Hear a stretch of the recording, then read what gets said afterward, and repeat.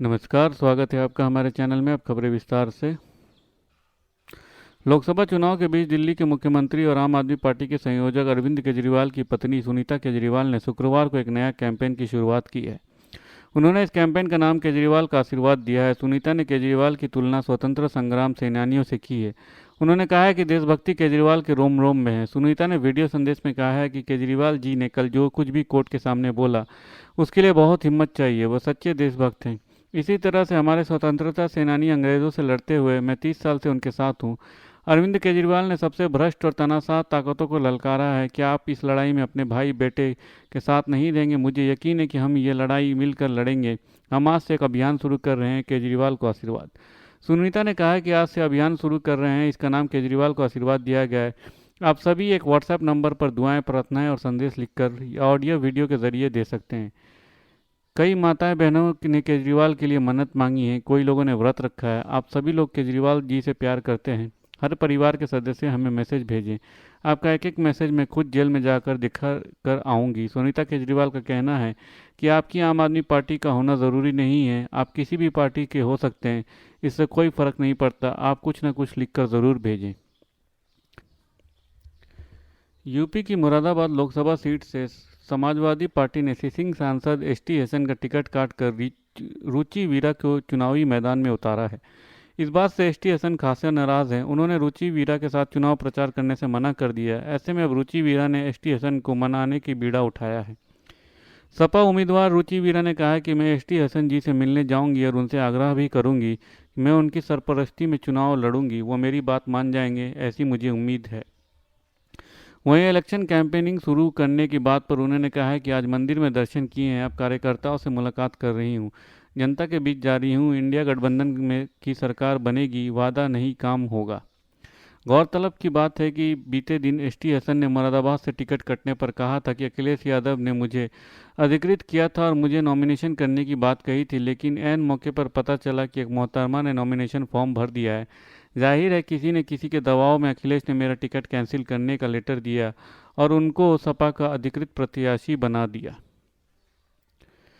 कांग्रेस नेता सचिन पायलट ने आज हिमाचल प्रदेश की मंडी की बीजेपी की उम्मीदवार अभिनेत्री कंगना रनौत पर उन्हीं की पार्टी कांग्रेस की नेता सुप्रिया श्रीनेत की टिप्पणी को लेकर हमला बोला। सुप्रिया श्रीनेत की टिप्पणी को लेकर भारी विवाद हो रहा है। एनडीटीवी युवा कॉन्क्लेव में पायलट ने कहा कि अगर कोई कुछ गलत कहता है तो हम भी उसका बचाव नहीं करेंगे। भाषा असंसदीय नहीं होनी चाहिए, चरित्र हनन अच्छी नहीं है। राजनीति हमेशा मुद्दों पर आधारित होनी चाहिए। उन्होंने जब कहा है कि इससे बड़े चुनाव में हमने मुद्दे पर ध्यान केंद्रित करना चाहिए। हमें उन मुद्दों पर रेखांकित करना चाहिए जिससे सीधे मतदाताओं या आम जनता जुड़े हुए हों।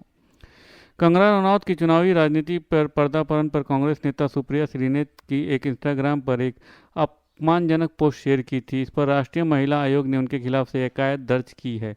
लोकसभा चुनाव से कुछ हफ्ते पहले रनौत की तस्वीर के साथ पोस्ट सामने आई थी। पहले श्रीनाथ पर निशाना साधते हुए 37 वर्षीय कंगना रनौत ने कहा था कि उन्हें विभिन्न भूमिकाएं निभाई हैं और हर महिला सम्मान की हकदार है। कंगना रनौत के ट्वीट किया था कि प्रिय सुप्रिया जी, एक कलाकार के रूप में अपने करियर के पिछले 20 सालों में मैंने हर तरह की महिलाओं की भूमिका निभाई है।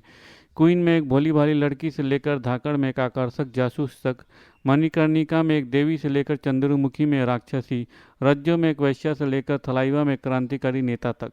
श्रीनाथ ने स्पष्ट किया कि कई लोग उनके फेसबुक और इंस्टाग्राम अकाउंट को एक्सेस कर सकते हैं और उन्हीं में से किसी ने यह अनुचित पोस्ट की होगी।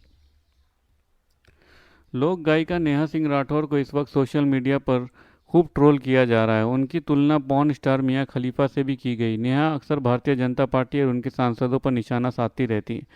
उन्होंने पिछले चुनाव में यूपी में काबा गाकर बीजेपी पर जमकर कटाक्ष किए थे। अब काबा शब्दों को लेकर भी उन्हें ट्रोल किया जा रहा है, जिसके लिए भी उन्होंने मोदी सरकार के सामने सवाल खड़े कर दिए।